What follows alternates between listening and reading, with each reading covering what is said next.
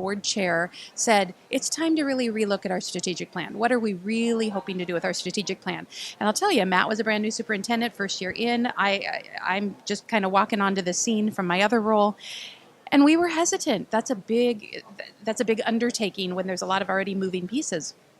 And she said, no, you know what? You two are trying to build a narrative of what a student is. Let's just put it to writing. Tell people this is what we're building. So we engage the community, we engage stakeholders, business folks, so on and so forth. Got everyone together and really crafted word for word. What is it? We want options for students. We want to make sure that kids can go to a strong neighborhood school, or if they want to focus, they could go to a focus school. Sure. So we built it as a written narrative. And when it was all done, now, a good year later, and now even 3 years later, Matt and I look at each other and say, well, when people say, what's your vision? We wrote it. I mean, it's right here. The whole community, it's in multiple languages. It's for anybody.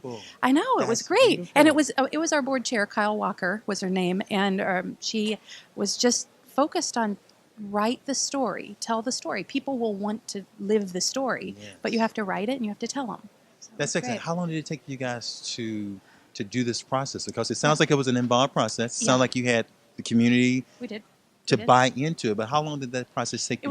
It was probably 6 months from start to finish, and folks normally say it should be a 12-month process. We tend to like to do things fast. We tend to get in and do some process and then move on with the product.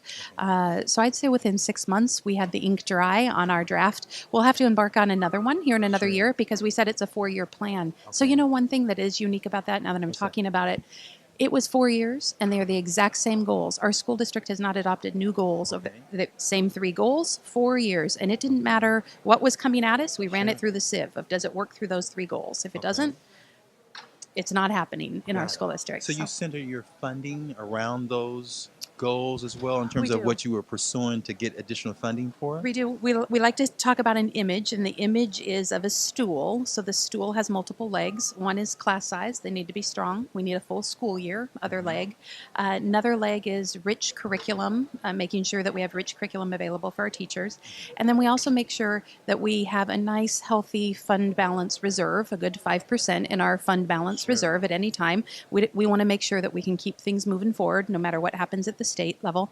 But it sits on, we like to say, it sits on a carpet. Okay. And the carpet, that carpet, I guess you could call it, is our strategic action plans. So that's where we drive money into which pieces of the carpet are going to hold up the stool. That's the image we try to use. So very nice. Yeah. It's exciting. That's exciting. Now, you guys had a series of meetings over the course of 6 months. Yeah, I would say actually we did the external outreach over about 2 months or so. There was some internal, so our own staff and our own administrators, and then community, business, parents, students, over probably about 2 months. So we did about a month or 2 of planning, 2 months or so of outreach, and then another 2 months pulling it all together. Who led the process? Did you guys do that internally, externally, or a combination, or how did you guys approach it? Yeah, we used a consultant who has worked with us as a business consultant.